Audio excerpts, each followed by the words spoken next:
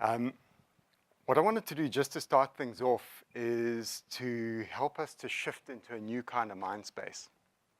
Because the presentations we were listening to before the break, the response I got was I sort of felt a bit of fear cooking in me. I felt a little bit of apprehension, like, jeepers, this sounds all quite serious, and it looks like there's a whole lot of threat and complexity and a whole bunch of stuff, and how are we going to manage that? And I'm wanting to shift us into a very different thinking space, because that's really what Game On Coaching was designed for in the first place.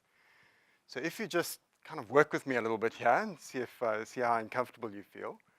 But just imagine, and this is using some work. I don't know how many of you know Thinking Fast and Slow. So there's some stuff around how our facial expression actually changes the way we think. So for me, before the break, kind of this is how I felt. Like, that sounds a bit hectic. So if you just follow me with that, it's kind of like one of these. And see how it feels just to have that contractionary thinking of, sure, it looks like we've got to manage some risk here. And I'm wanting to offer us another kind of space around performance, which is like this. What's it like when we think about performance like this? There's possibility. There's another way of moving forwards instead of managing stuff and ticking boxes and making sure that lots of things are complied with, because that is important. But should that be our focus, or should we be focusing somewhere else and ticking the boxes along the way, by the way, rather than making that the primary focus of what we're doing? So that's what Mark and I are going to be introducing you to. And we're going to try and keep things quite lively and invite lots of participation. So we're going to be showing you lots of things and demonstrating some stuff. So I thought before we get into what performance management is all about, now I think what's really important about our view on this is that performance isn't something that you manage. It's a creative process. It's about opening up avenues for people to grow, because I think it's a basic human need to grow. We all want to do amazing things with our lives. I don't think there's a single human being that doesn't want that. And I think one of the things we've done as organizations is done a very, very good job of putting stuff in the way and making that very difficult for the people in our organizations to get that right. And what we're trying to do with Game On Coaching is find a different way of engaging performance by having this expansive view, but still keeping things organized. That it doesn't have to be a big free-for-all, but it can be organized and it can be expansive. So right. So what I wanted to introduce to you, first of all, is just what is this thing called performance? How do you produce performance? And we've come up with a really simple formula for how to produce performance. So we have this simple little formula here. Performance is equal to a person's ability plus their willingness to use that ability plus their empowerment, so the things that you give them to use, minus this thing called interference. So if we just unpack that a little bit more, we see that ability is made up of aptitude. So that I see quite a lot of people on the list are in the recruitment end of the business. And that's one of the key things you're obviously trying to look for. If you're recruiting soccer players, best you get people with good ball skills who can run fast. If you don't get that one right, you can coach them and train them as much as you like. You're not going to turn them into star soccer players. The next thing is skills transfer.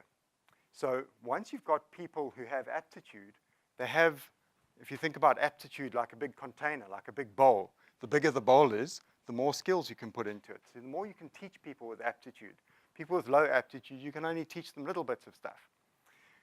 And then the last one is practice. So once you've taught somebody something, there's a process that they go through to learn how to use it properly.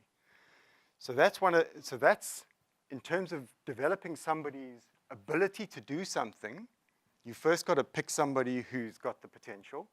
Then you've got to teach them how to do it. And then you've got to help them to practice it so that they can use it consistently and reliably. The next thing we look at is willingness. So willingness is made up of, I think there's lots of magic and some basic stuff here, but one of the things that will produce willingness is shared vision. If your people buy into a vision that they think is important, they'll work for free to some extent. And I know I've done that lots of times in my life. Mark and I work in a volunteer organization that, I know I'm giving like nearly 250 hours a year to that organization. And paying for the privilege, because we really believe in what we're doing in that place. The other thing that produces willingness is reward. Clearly, if you've got a crap job and you pay me enough money, I'll do that. I'll be willing to do that job for you. Again, if you've got a crap job and you threaten me with something, some really hectic consequence, if I don't do it, I'll probably also do it. So willingness is made up of those three components: the shared vision, plus reward, plus some kind of threat. And it's important to work with this stuff because all three of those elements are part of your leadership process. And you've got to be very clear about which ones you're relying more on. The empowerment piece is another important piece, which is, the first one is a game plan.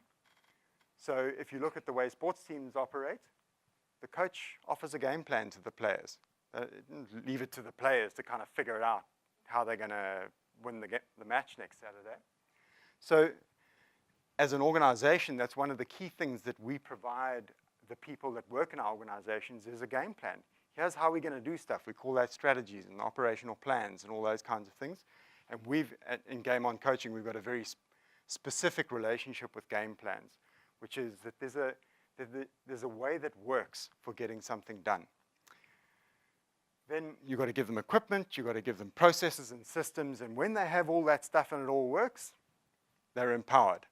So in a contact center space, if you're trying to do an agreement to pay with somebody you've just phoned and the system doesn't save what you've just put in, you're not going to be very effective. So that's the next important thing. And then the last piece, interference, is about this thing, we call it inner game disturbance. So this is, I don't know how many of you are familiar with the coaching concept of inner game and outer game. So inner game is the stuff that's going on inside the player's head. And the outer game is the things that you can watch them doing. So if you're a golfer, the outer game is how you hold the golf club, how you swing the golf club, how you stand. You can observe all those things. The inner game is what's going on inside the player's head while they're doing that stuff.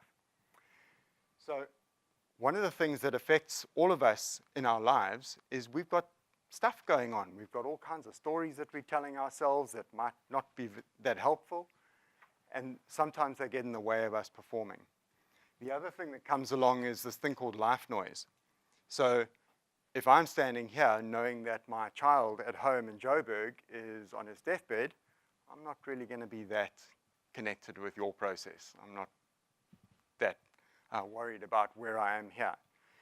And I think in contact centers, what I've noticed, because of the people that operate in contact centers being, the amount of money they earn puts them in a vulnerable place in their lives, where a small disturbance, a 500 Rand disturbance, can create a massive amount of pain and turmoil in their lives.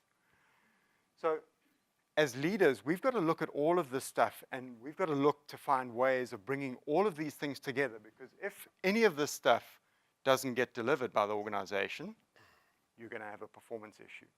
And one of the key things that we do with our coaching process is to say, the first thing you've got to do is diagnose which one's gone wrong, because you don't fix all of those with coaching. Coaching doesn't fix empowerment. It doesn't really fix willingness either. It only really focuses on ability. So you've got to be able to diagnose whether you've got an ability problem or whether it's some other stuff. You could coach around willingness and interference, but most of us in organizations aren't qualified to do that. That's the job of psychologists, life coaches, people who work with ICAS, that kind of thing. But team leaders in call centers, not experts in that kind of field. So that's the place that we put all of our attention, because it's also the place where we find that a lot of the willingness stuff actually goes wrong there. You got somebody who came in very willing, and they tried and they tried and they tried and they failed and they failed and they failed because nobody helped them to perform. They didn't actually know what to do. So they failed, and then they got performance managed, and there was some pressure put on them. And then they failed a little bit more, and some more pressure got put on them.